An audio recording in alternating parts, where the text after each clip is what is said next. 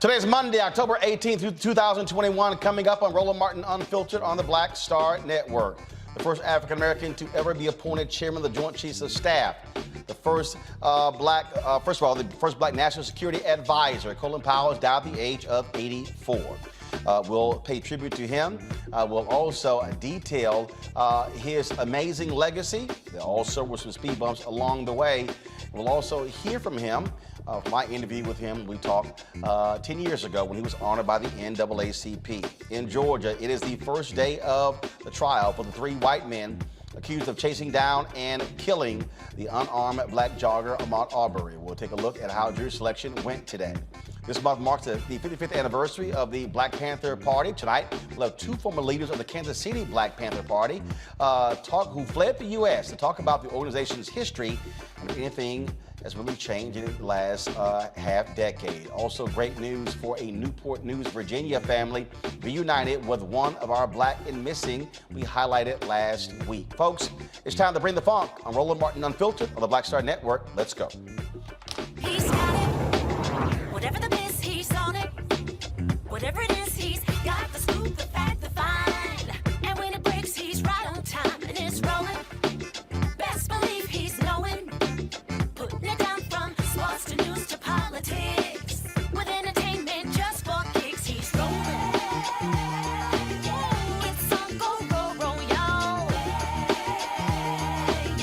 It's Roland Martin, yeah. Rolling with Roland now. He's funk, he's fresh, he's real, the best, you know he's Roland Martin now.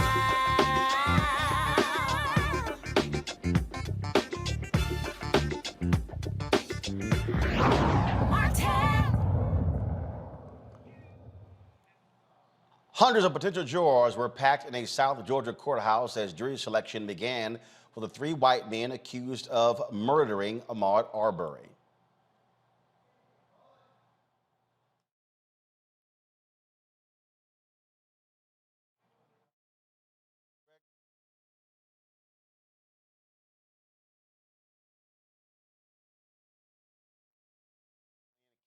Courthouse. Superior Court Judge Timothy Walmsley heard more motions and instructed the potential jurors. And we'll make sure that you shall give true answers to all questions as may Classes. Number 20. Is there personally know Greg McMichael? He's seated over there next to Laura Hogue. Anyone know Greg McMichael personally? No cards. Does anyone know Travis McMichael? Seated right here. Does anyone know him personally? No cards. Does anyone know William, he goes by the nickname Roddy Bryan, who's sitting down there?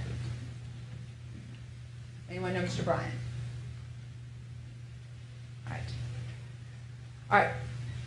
You've seen the three gentlemen who are in the indictment. Do they look familiar to you? You might not know them personally, but you're looking at them going, yeah, I think I might know him from somewhere, I don't know.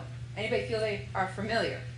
Number 25. Would they be from TV or anywhere? Yeah. Actually, no. As the case is similar to the murder of another unarmed young black man. Understand that this case is eerily similar to that of Trayvon Martin, another young African-American who was shot and killed by a citizen.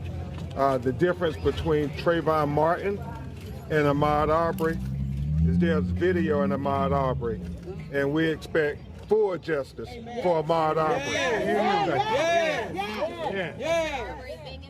It could take 2 weeks or longer to seat a jury of 12 with 4 alternates to hear the case. 1,000 jury notices were mailed out to potential jurors. Let's discuss this with my panel. Dr. Omokongo Debinga, professorial lecturer, School of International Service at American University, Georgia Fort, independent journalist, Demario Solomon Simmons, a civil rights attorney, founder of Justice for Greenwood. Mario, I want to start with you.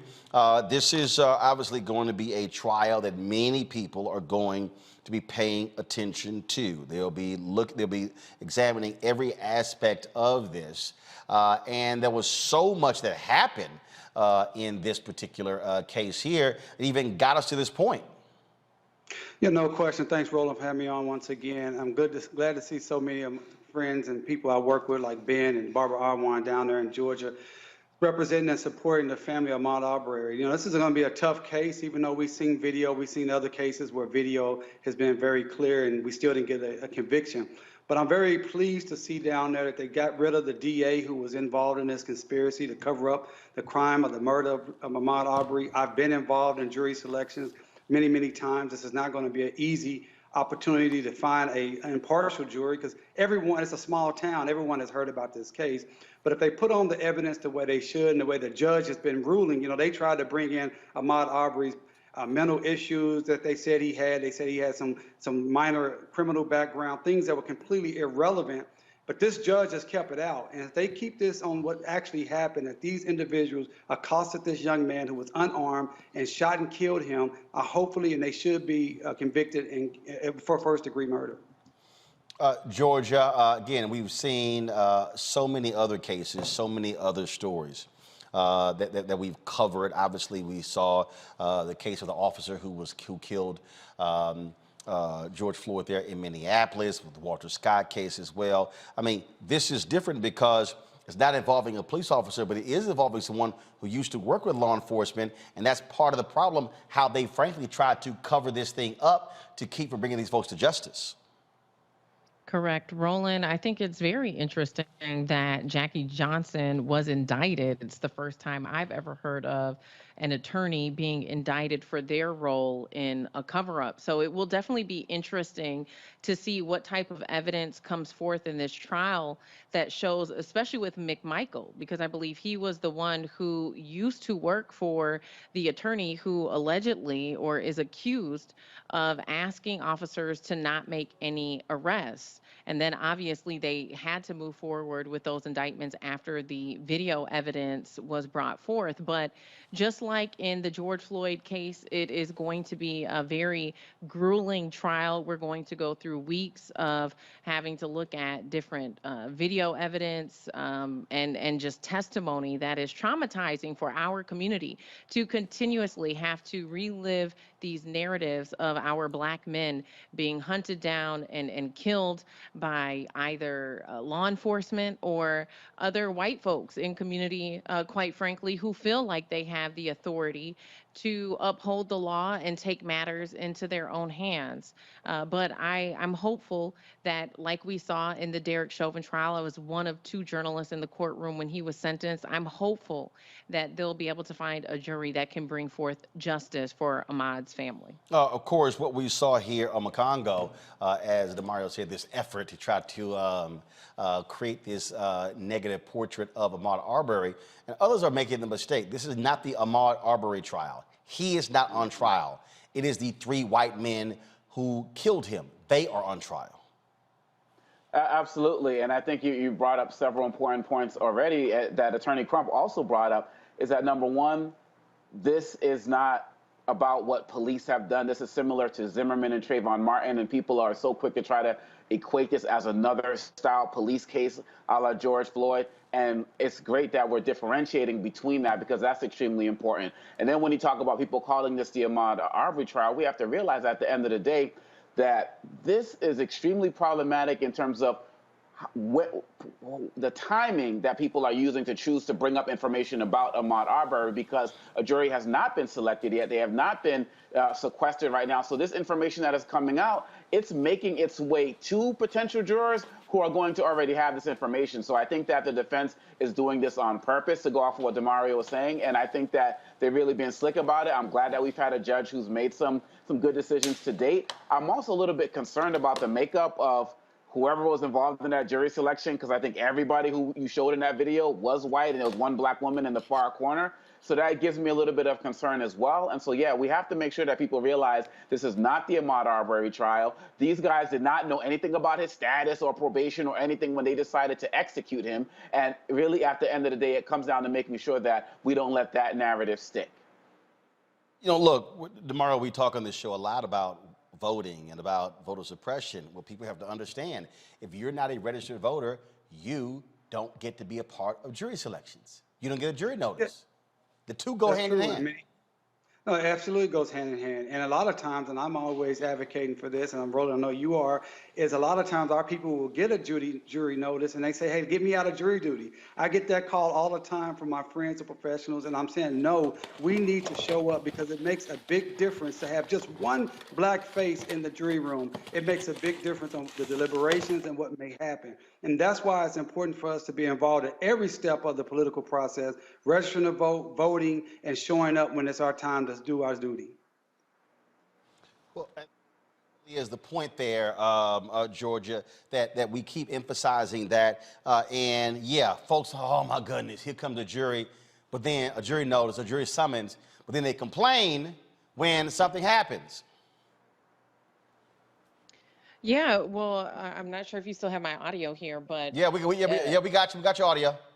even in the Derek Chauvin trial, you know, there were weeks of jury selection, and you had folks who were trying to wiggle their way out of it, but also just even the process, right? The jury selection process we saw in that trial, and I'm pointing to that trial. I know that there are some major differences, but just to point to the jury selection process, that was the first time America really got to see just how that process can be discriminatory. I mean, there was a woman who spoke Spanish, and they put her on the chopping block so quick and basically said she was incompetent just because English wasn't her primary language, right?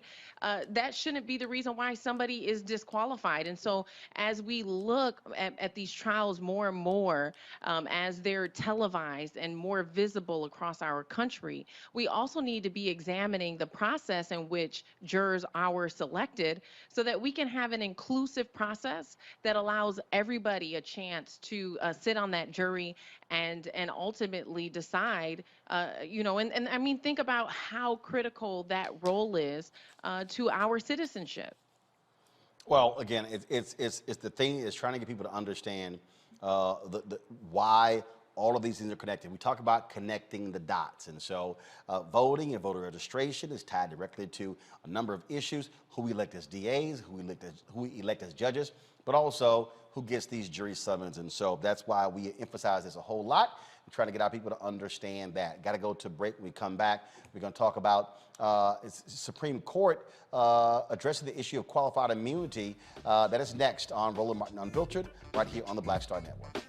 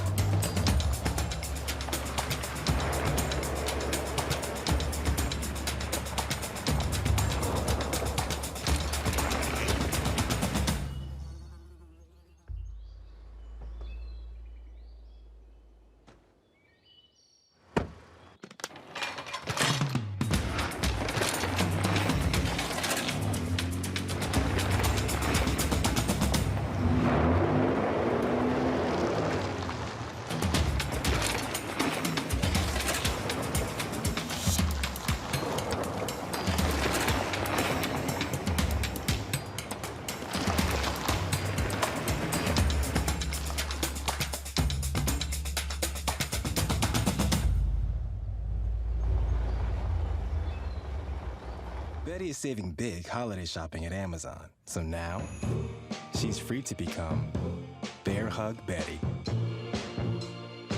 Settle in, kids. You'll be there a while. Ooh, where you going?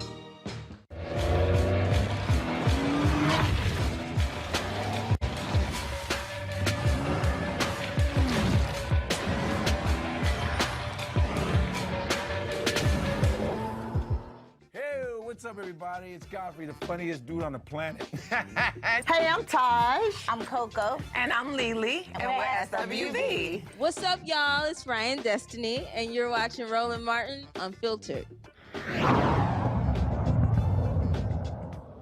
In two cases, the Supreme Court says police officers were entitled to qualified immunity when using force. In two unsigned opinions, the court stressed police are entitled to be shielded from liability unless it is clear to a reasonable officer that their actions are unlawful. Now, qualified immunity protects officials from lawsuits unless it can be proven they violated clearly established rights a reasonable person would know they have. One case involved an officer putting his knee on a man's back during an arrest while removing a knife from his pocket.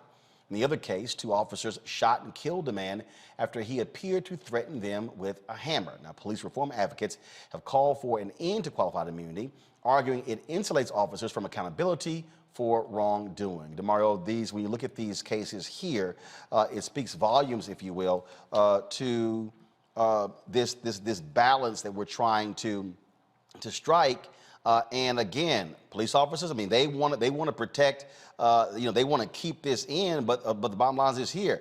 We've got to deal with this reality of how this is impacting accountability. And so we don't have the Georgia Floyd Justice Act. It still hasn't passed on the congressional level, but you do have efforts where it can be impacted on the state level. Yeah, Roland, this is something, as you know, I deal with on a daily basis in my practice. We do a lot of issues having to deal with qualified immunity, and it's one of the worst things that can happen to a family. This was my client, Dr. Tiffany Crutcher, whose twin brother Terrence was shot in 2016. Because of qualified immunity, this case has been sitting in court for almost 3 years, not being able to move forward because the other side has asserted qualified immunity. And what that does, not only does it prolong things, but it actually stops the court case until the judge decides the qualified immunity issue. It's very destructive. It doesn't allow families to have closure, and it allows these rogue officers to literally get away with murder. In the case, one of the cases that you were talking about is right here in Oklahoma, in Tahlequah, Oklahoma, where they cornered a man who they knew was intoxicated. They knew he was not in his right mind. They cornered him in his garage, and they forced the issue. And when he had a hammer in his hand, they could have backed out. They could have used pepper spray. They could have used a taser, but instead they shot him multiple times and killed him. And what the 10th Circuit stated was, hey, you can't cause a problem and then shoot someone and say, oh, well, qualified immunity. But the Supreme Court has allowed this to happen. And this is what people need to understand, why we need this federal legislation and we need these states to pass legislation to get rid of qualified immunity.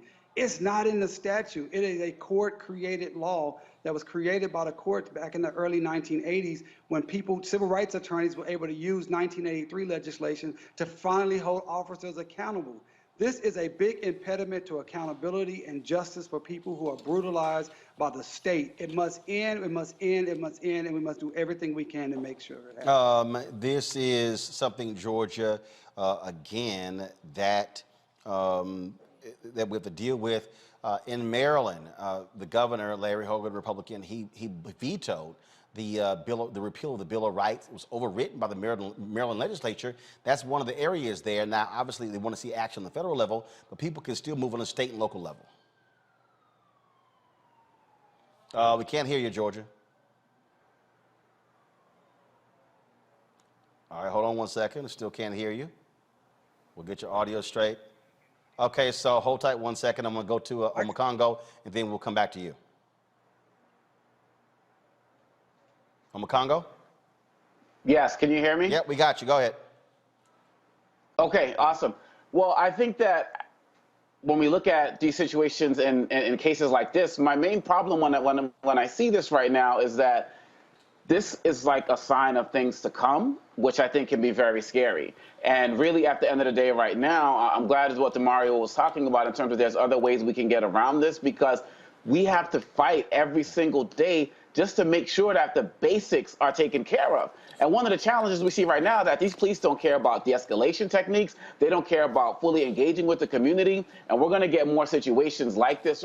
And when I see it right now, I feel like this type of case is going to make these officers feel like they are empowered to do more of this. And so we have to keep making sure that we're fighting at the local level in every way possible in order to make sure that this doesn't continue. But I got to tell you, Roland, when I first heard about these two, the rulings, I was like, okay, this is terrible. But then I was like, let me go and actually read what the cases were when it was sent to us.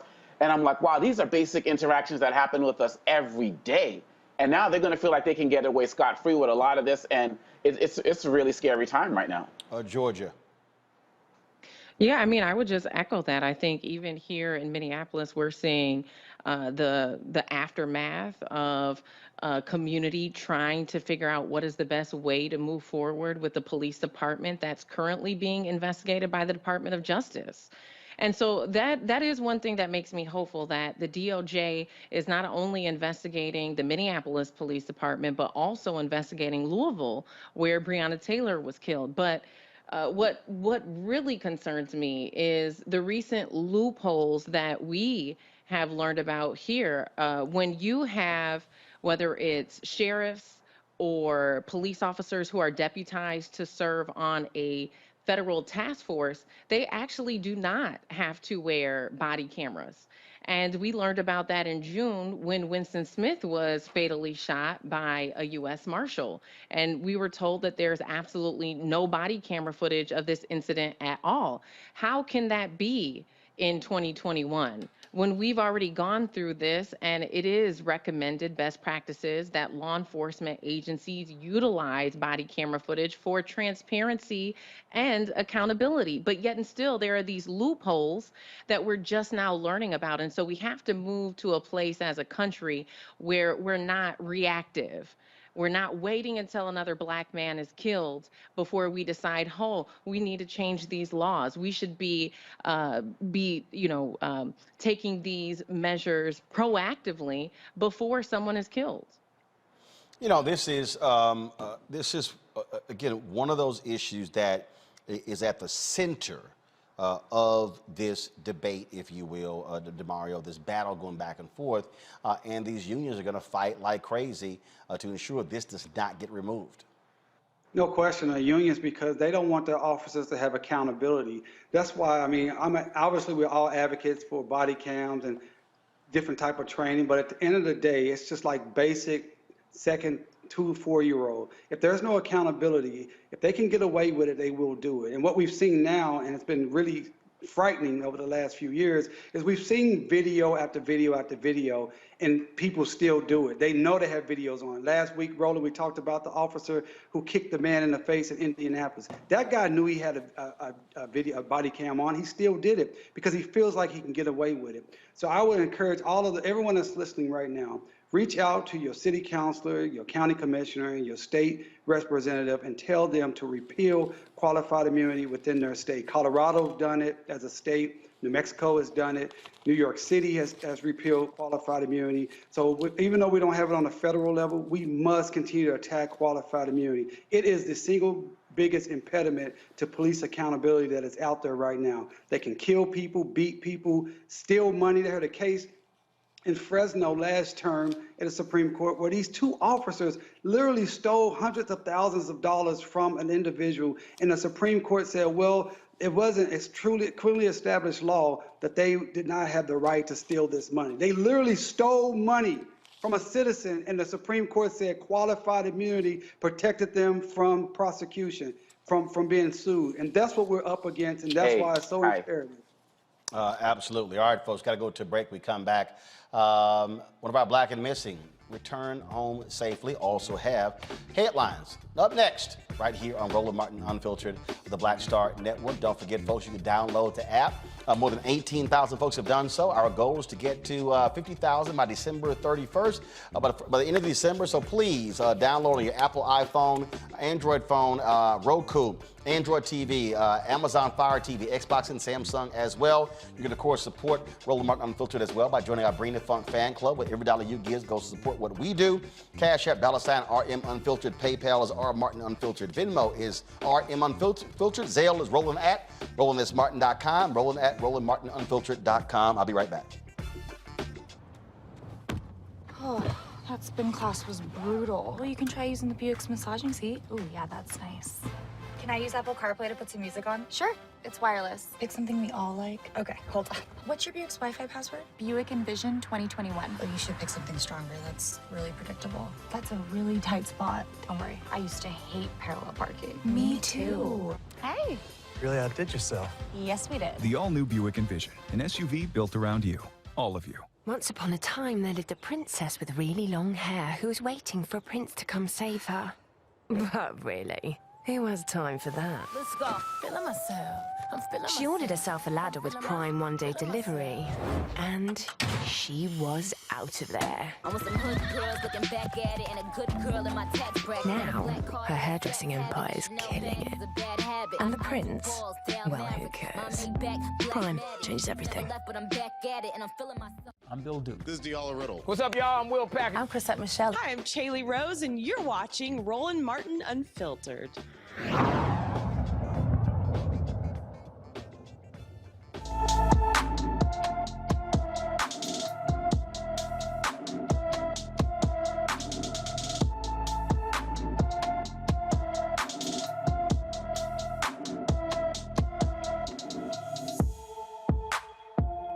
All right, folks.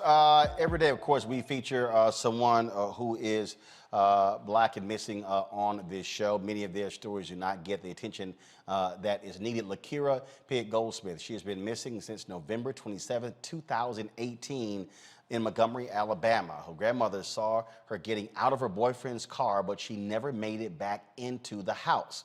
Lakira was 20 years old at the time of her disappearance. She's approximately 5 feet 5 inches tall and weighs between 140 and 180 pounds. She has black hair and brown eyes. Both of her ears are pierced, as well as her lower lip. She has a snake eye tongue piercing.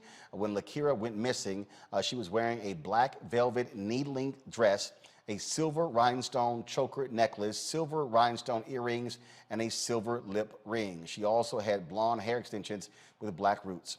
If you have any information about Lakira Pitt-Goldsmith, contact the Montgomery, Alabama Police Department at 334-625-2810.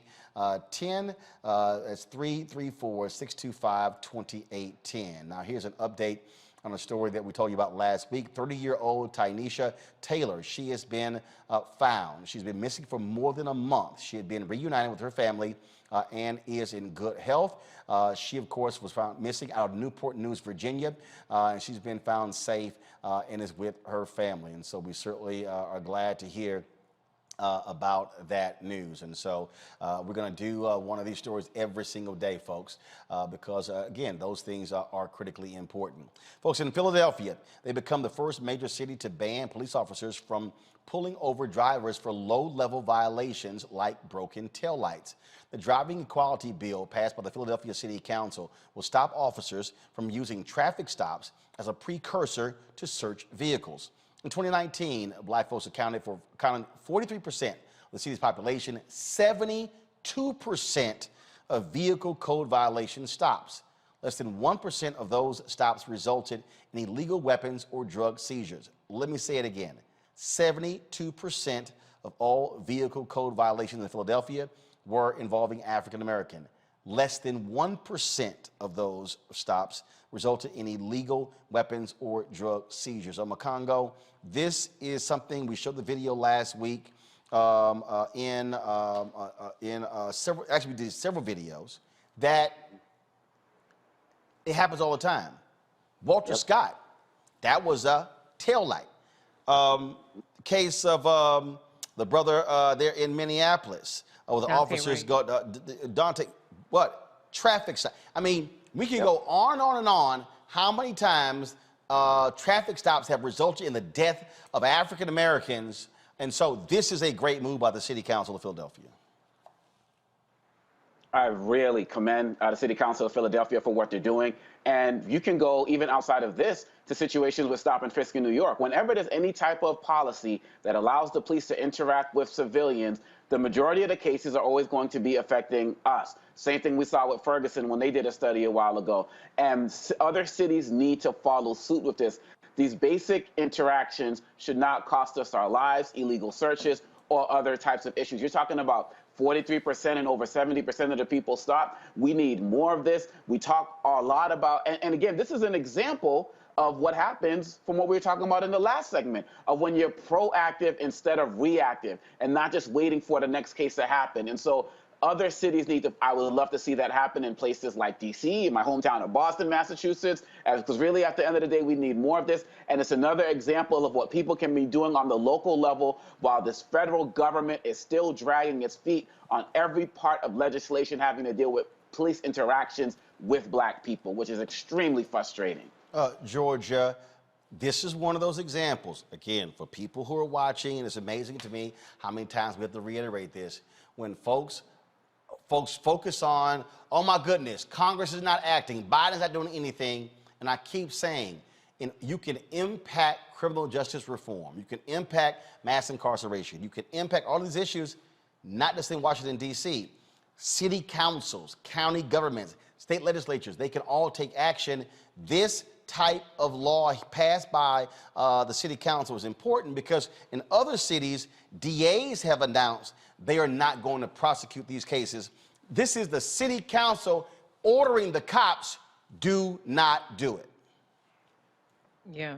And these are the kind of reforms that are needed in order to restore trust in communities of color. I mean, what we've seen over the last decade is severe erosion of trust between police and communities of color. And so unless we're seeing more of these types of reforms, we're going to continue to have issues. Roland, you have someone like Philando Castile, who was pulled over 49 times in 13 years, 49 times. That is ridiculous.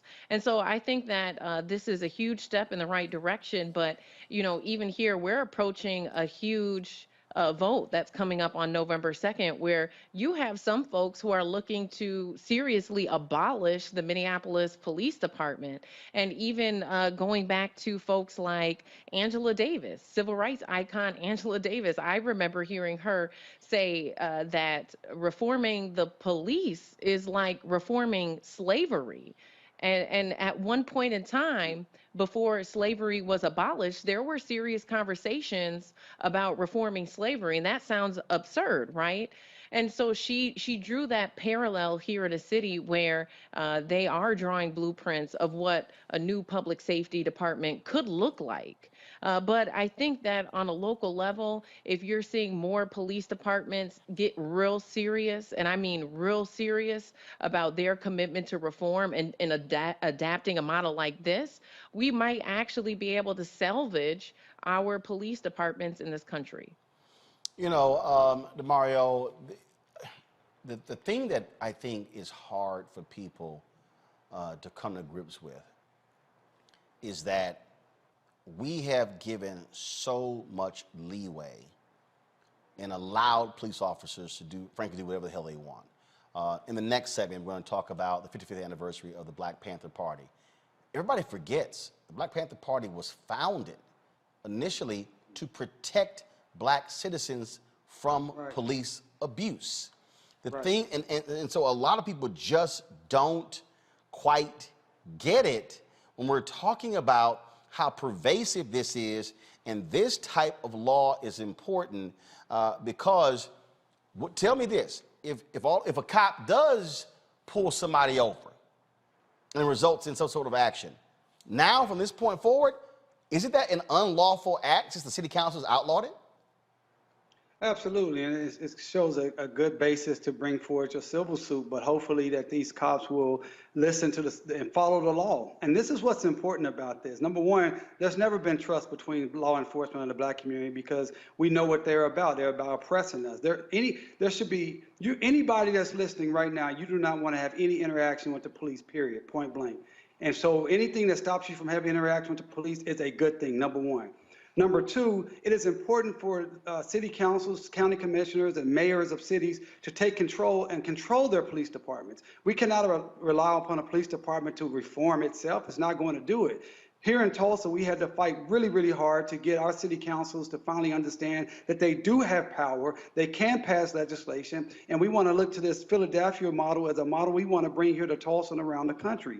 There is no need for these people to pull you over for a tail light or your headlights not on. That is just pretextual opportunities for them to get to you and abuse you and violate your civil rights. Also, this is why we need a decriminalization of marijuana. That is another major component for them to be able to violate rights by saying they smelled something and now you got to get out your car. And the last thing I would say for everyone listening, remember this: if you have police interaction, never admit to any crime, never consent to any search. Say it again: never admit, never consent. I'm gonna say it one more time: never admit and never, ever, ever consent to a search. They will always try to find something to violate your rights, believe me. All right, so on that particular point, last week we showed this video of a brother who was coming home from church. Girlfriend was in the car and child was in the back seat. They pull him over for a traffic violation. Then they ask him to step out of the car to search his vehicle. Now, we showed the body. First of all, the cops lied because they claim he didn't use a turn signal.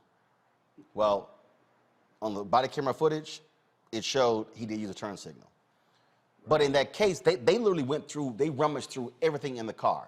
Okay, so for the people who are watching, okay, so when you say don't give consent, should he have said, you do not have the right to search my vehicle? What exactly should someone say? If they pull you over and the officer says, I need you to step out of the car so we can search the vehicle, what do you say?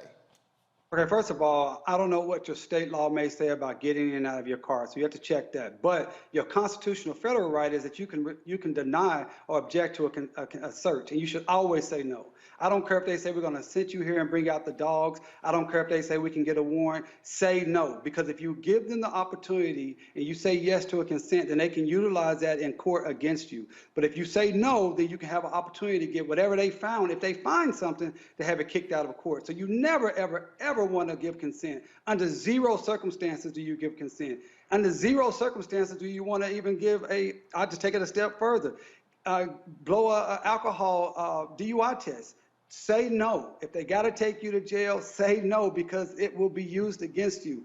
When they tell you that they say anything you can and will be used against you, that you say they are telling the truth. And if you give them a consent to search your vehicle, you're giving them an opportunity to try to find something on you, period. And another thing you need to understand, you want to make sure you get home after a police encounter, right? You want to leave not in a hearse, not in an IMSA or in an ambulance. So you want to make sure that you get home. So you cannot win the fight out on the street. That's not saying you let them just run over you. You say no to consents to search, but don't try to fight them. Don't try to get loud, because that's not going to work. You need to just get home, make sure you say no to a consent, and then call a civil rights attorney like myself who can fight for your rights and make sure that you're safe. All right, then. Well, that's certainly good advice right there. Again, Omakongo, I think last point before we go to a break. The thing here is, everybody who's watching, you're at home right now, and you're in Charlotte, you're in Houston, you're in St. Louis, you're in some city, okay, and you're sitting here trying to demand something happen in D.C. No, you should be going to your city council and saying, do what Philadelphia just did. That's right. That's right. And everybody should be doing it, and we all have the power to do that. And really, at the end of the day, we can talk about everything that's happening around the country, but if we all put our energy and efforts of what's happening right down the street, I mean, I'm thinking about so many cases. Sandra Bland, I mean, the list goes on and on. There are people who could be alive today with actions like this. And so we need to get off of any armchair political commentary. And do we even know the names of our city councilors, right? Do we even know where their offices are? Do we know where the meetings are? A lot of them are happening over Zoom right now. Everybody can get out there and do something. This also ties into the conversation about jury duty as well. This is what action looks like, and it's going to have to happen at the local level so we can be the example for the federal level. All right, folks, got to go to a break. We come back, we'll talk to two members of the Black Panther Party who fled America. Friday marked the 55th anniversary of the Black Panther Party. We'll discuss their story next on Roland Martin Unfiltered, right here on the Black Star Network.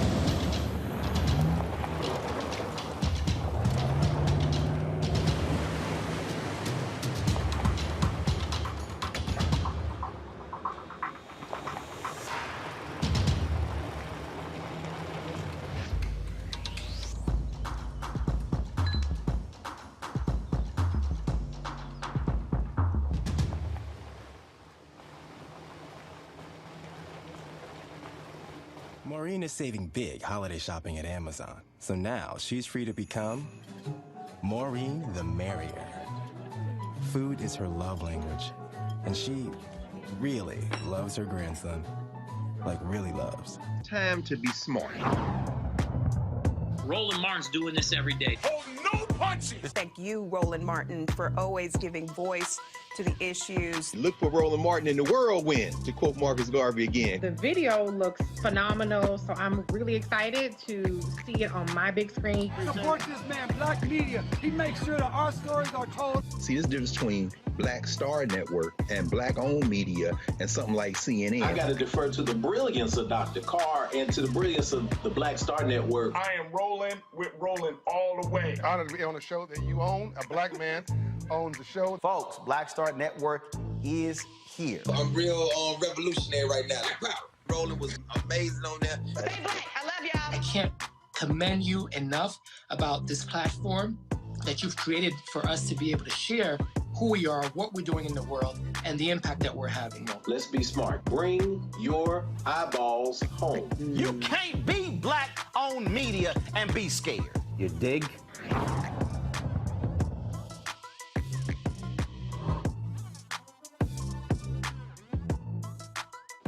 My name is Charlie Wilson. Hi, I'm Sally Richardson Whitfield. And I'm Dodger Whitfield. Hey everybody, this is your man Fred Hammond, and you're watching Roland Martin, my man, Unfiltered.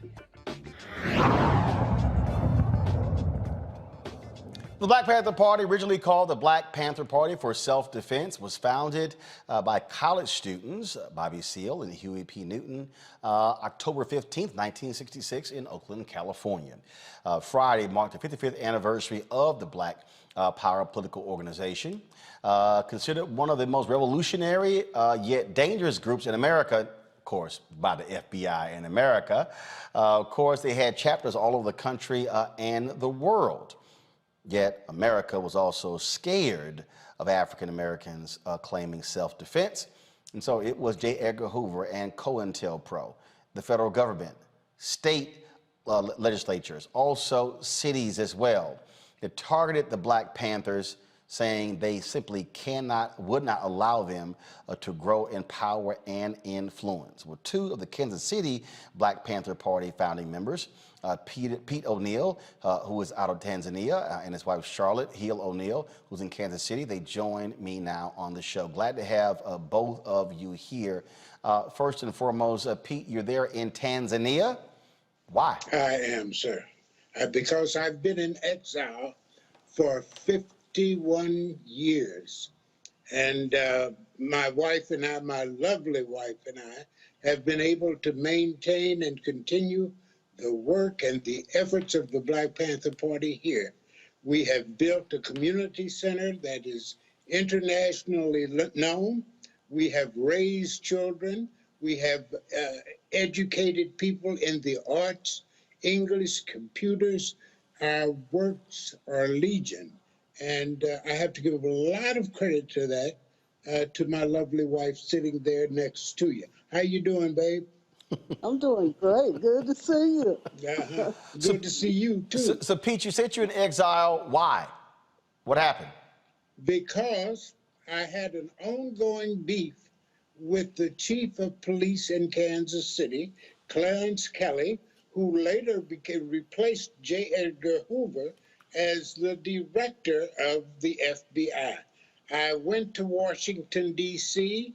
to lodge charges against him for confiscating guns and turning them over to right-wing organizations. Fairness demands that I correct that and say that I charged his officers of confiscating guns and turning them over. They had a hearing to clear his name, and of course, he was cleared. But that led to my being in exile. They came back a few weeks later and found where I had bought a gun a year before, a $19 single-shot shotgun, and they claimed that I had transported it from Kansas City, Kansas to Kansas City, Missouri. And that in some places is going across the street. Now, I have carried many guns across that state line, but I did not with that one. And I was found guilty. They concocted 3 charges, 5 years each. They found me guilty on 1, had a hung jury on 2. The prosecutor jumped up and said, "We're going to retry him." They gave me 4 years on the 1 year.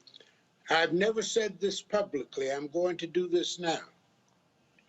A policeman, Sergeant Parker, who was a liaison between the police, they used him as a liaison, to try to sway us away from our revolutionary activities. I used to talk about him bad, call him an Uncle Tom. I didn't know he was an angel in disguise. He came to me one time, and this is so on my mother's grave, and he came to me and he looked at me. I was at the YMCA. He said, Pete, when you go to jail, they're going to kill you. And he looked at me. This is a man older than me. And he started crying. He said, they're going to kill you, and ain't a damn thing I can do about it. Well, I can remember Kenny Rogers in The Gambler, where he played, he sang this song. He said, you got to know when to hold them, know when to fold them, know when to walk away, and know when to run. I knew at that moment it was time to get out of Dodge. I took my 19-year-old wife, and we got on a Scandinavian plane, and it took off. It climbed, heading north, and all that was left on the ground was its shadow. And my wife and I went into the beginning of a 51-year, extremely exciting adventure, and the adventure continues. So, Charlotte, you're in Kansas City, and so have you been traveling back and forth? Every year I go on our UACC Heal the Community Tour. And I tell you, I just flew in day before yesterday, so I am jet lagged. But I'm so happy to be on the Black Star Network. Yes, and this is such an auspicious occasion. Just think, 55 years of the founding of the Black Panther Party. And it's still a lot of we who are now elders, you know, but we are still doing community work. And that is because of our experiences in the Black Panther Party. And like Brother Pete just said, we have been able to continue the community service that was the main thing of the Black Panther Party. Of course, it started out as being trying to protect the community, trying to sensitize the community to police brutality. But people a lot of times forget the thousands of children that we fed all across the country. You had to do this in each chapter. The medical centers, the helping incarcerated people and their families, you know, and this is what we have continued to do. And during Brother Pete's exile, we have not just survived, Brother Roland, we have thrived, and we have become one of the legends in the community in Tanzania and all over the world. I'm so proud of that. Being a positive example for these young people, we need all the positive examples that we can get. Yes, we do. So, Pete, what is it about the Black Panthers that, in your estimation, that people make the biggest mistake when they talk about the Black Panthers? What's the biggest mistake folks make? Most people look at, I have had people ask me this to my face. They will say, yes, but aren't you a terrorist organization? I said, we most certainly are not. I say the Black Panther Party was founded, the foundational beliefs of the Black Panther Party are founded in and on love. Love for our African-American communities, and if you want to take it to a more egalitarian situation, love for poor and oppressed people throughout the world. Our job, we started out, as Charlotte so correctly pointed out, we started out to protect the Black community. And then we had to serve the Black community. And this is what Charlotte and I are like this to this day. If we are not working, if we are not doing something concrete to contribute to the development or the survival of our community, we feel bad because we know we're coming up short. We know there's something we're not doing right. And so we do this. We have raised over 30 children, not orphans. I wouldn't call them orphans, although some of them may have been, but they all come from extremely challenged backgrounds. We took them as babies, small, not babies, toddlers, some 4 years old, something like that. And we've raised these children up. I was just with them. It's on Facebook. I was just with them the Saturday at their boarding school.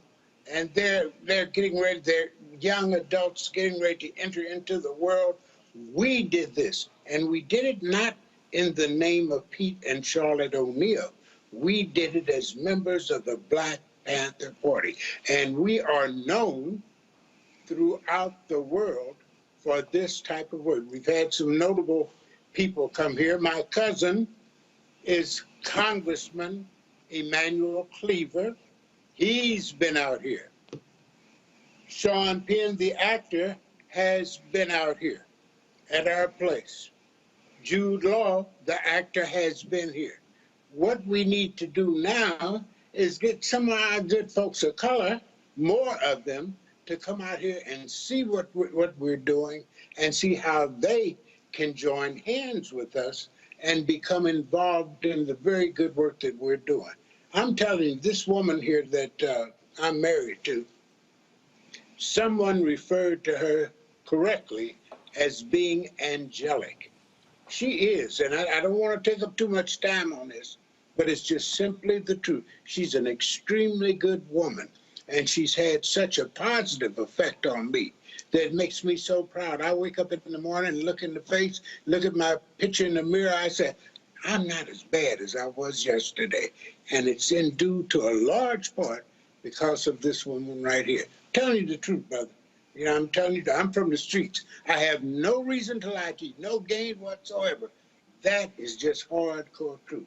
She has had an effect on me that is profound. And it's odd because it started out, I was her older man. She had just turned 18 years old. I was 29 years old. You can only imagine how her father took to that when she took me over there to meet him. But he wanted to shoot me. I know he did. But he later became my best friend. But the script has been flipped. Now she's impacting on my life. I stay here with the kids 24/7. She travels around the world and she comes back and tells me about the exotic adventures she's had in China and Venezuela. It's just amazing. So anyway, I said we've had these people come out there. I'd love to have you come, brother. I really would. I'd love for you to come. I'd love for you and your crew to come out here and see, is this just hype? This stuff they're talking. Is this someone could run that like that and make it sound good, but it really is true. Well, we might have to make that happen. I know I got to go to Liberia in 2022 for the 200th anniversary.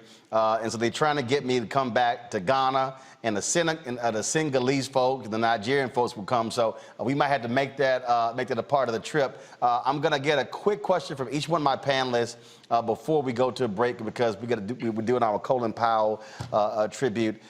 Georgia, you get the first question for Charlotte and Pete. Well, first, I just want to say thank you for your service to our community and for just keeping the legacy of the Black Panthers alive. I'm curious to know from you both how you have viewed the last year or two here in America, as we've seen so much protesting, and we've seen these photos from 2020 in comparison to, the 50s and the 60s, and it looks so similar. What are your thoughts about the recent uprising? Do you feel like we've made progress? Do you feel like America has backslidden? What are your thoughts on that? Well, I think in a way they have backslid, but some progress has been made. That sounds contradictory, but it is true. But I was listening to you all talk before we came on the show, and I listened to you all, and I said, boy, they're speaking truth to power. And you were laying out a roadmap for what our people need to do. I have been asked 1,000 times, what should we do? And I said, organize, organize, organize. But I didn't take it further. I didn't take it far enough. You said get involved with the city councils. Make them do like they did. Did you say Philadelphia? You said, yep. That was powerful. That was powerful. And that's a perfect example for something that it's not the end of it, it's not the end all be all, but it's a damn good first step. And so I think you're doing a wonderful job, and I think that this is a direction that our people need to be moving in. And what's so very, very interesting is the things that are happening now can be instantly recorded because everyone has recording technology in their hand. We didn't have that. It was our word against them, and you knew how that was going to turn out. And so, no, I am so proud of the manner in which people have organized so many people to speak out. George Floyd, there's so many people that have been. Oh, I keep up with this. I'm on the news, brother Roland. I watched you when you were on CNN, and I watched you when you made this marvelous transition. So I've watched what's happening, and I'm going to keep on. You all are doing a great job, and you're inspiring us, and I know you're inspiring people around the world. I absolutely appreciate that. Charlotte, go ahead. Yeah, Charlotte, go ahead. Yes, yeah, it's wonderful what the sister was saying. It's wonderful what Brother P was saying, but we can't forget that we also need to revive our community spirit, the love that's in the community, the way elders, when I was coming up in the 50s, the way elders would mentor youth and teach them how to do things with their hands. It's like we've forgotten how to do that. It's not just about book learning, y'all. It's about being able to also build and work together, whether it's a community garden, whether it's helping young people who can't read, the way we used to do it for the Black Panther Party. It has to encompass small neighborhoods, small community groups also to build up this love that's going to help turn things around. And I got to mention this. My cousin, Elizabeth Deanna, was out here for 2 months. Yep. She's one of the youth who has been inspired by the Black Panther Party, by what the United African Alliance Community Center is doing. And you know what she's doing? She's starting to build a love story. Yep. A love story. It's called Love. It's called, doing the film is called Love Away the Hate. Folks out there, you can follow her. That's going to be. Yep, you can follow her on Instagram, EBDIONNA. E for Elizabeth, B for boy, DIONNA. I want to quickly get to a question from DeMario, then we'll go to Omakongo, because I've got guests waiting for talking about Colin Powell. DeMario, your question for Charlotte and Pete. Man, I just want to say it's such an honor to be on a call with these two living legends, and the way this brother has talked about his queen is truly inspiring. I am just so honored to meet you. I have a lot of family in Kansas City, the Ransoms and the Hobsons, and live right on 38th in Cleveland. I spent a lot of time up there in Kansas City, so it's just an honor. And you in Tanzania, one of my goals is to come to East Africa. I've been to South Africa, I've been to West Africa, but I want to get over to East Africa. So hopefully we can get connected after the show. I really don't have a question outside of, man, just tell us, I've been married, my wife 17 years, been together 30 years. How 50-year plus marriage internationally, just talk to us about that love, because I am just truly inspired to hear from you two. Yes. Let me tell you, allow me to tell you the answer to that. How do we do it? Has it been a crystal staircase? No, it has not. Have there been ups and downs? Yes, there have been. But we have a glue that has bound us together. And the glue was the ability to step outside ourselves, step outside our personal aspirations and goals, and embrace something larger than ourselves. And the thing we embraced was the struggle. And so whenever a problem arises, and they will arise, trust me, whenever they arise, we say, yeah, we do a little criticism and self-criticism. Is it right? Is it wrong? I may not be able to say it's wrong right now, but I'll think it in my mind, and I'll know it's wrong, and I have to back down. She'll do identically the same thing. That is the thing that builds relationships. That and the fact that the Black Panther Party was created on a foundation of love, as I said before.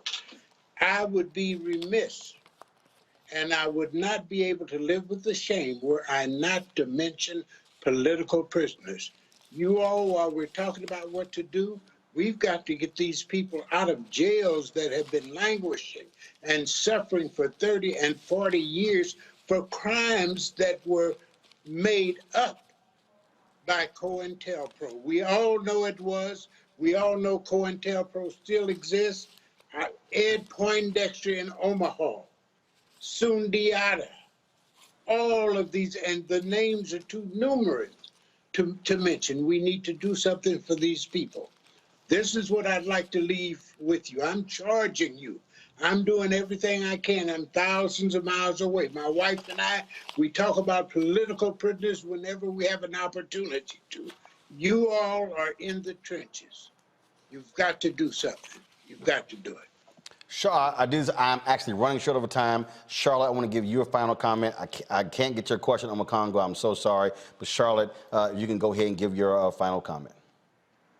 I'd like to say, don't give up, y'all. Don't give up. Life may be rough, things might get tough, but don't you give up. Love y'all. Blessings flow. Oh, I will certainly appreciate it. We will. So when the film comes out, we certainly will have y'all back on to talk about it again. Folks, it is Love Away the Hate. A film that that Elizabeth is working on, and again, her IG, folks, is take this down. You begin to follow her. Is EBDIONNA, EBDIONNA. Pete O'Neill, Charlotte, we appreciate it, and again, we hope to see y'all soon as a part of our African journey. We may have to spend a month there, since all the places people trying to get me to visit. So we'll see what happens. I appreciate it. Thanks a lot. Thank you. All right, y'all take care. Thank you so very much.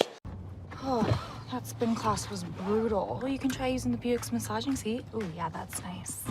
Can I use Apple CarPlay to put some music on? Sure, it's wireless. Pick something we all like. Okay, hold on. What's your Buick's Wi-Fi password? Buick Envision 2021. Oh, you should pick something stronger. That's really predictable. That's a really tight spot. Don't worry, I used to hate parallel parking. Me too. Hey.